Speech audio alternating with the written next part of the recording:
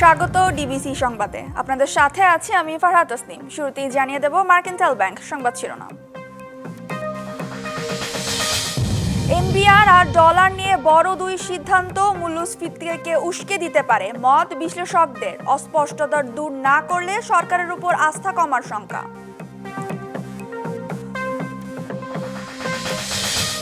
অন্তর্বর্তী সরকারের 9 মাসে রাজধানীতে 550-র বেশি আন্দোলন। যানজটে ভুলুণ্ঠিত সাধারণ মানুষের অধিকার, ক্ষতির মুখে ব্যবসায়ী ও খেটে খাওয়া মানুষ।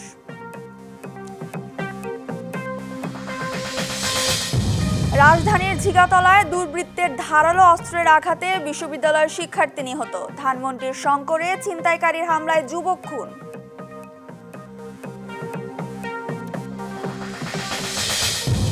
রাজধানীর বাড্ডায় আনসার ক্যাম্পের পাশে একটি বাসায় গ্যাস লিকেজ থেকে বিস্ফোরণ। একই পরিবারের নারী ও 3 শিশু সহ 5 জন দগ্ধ।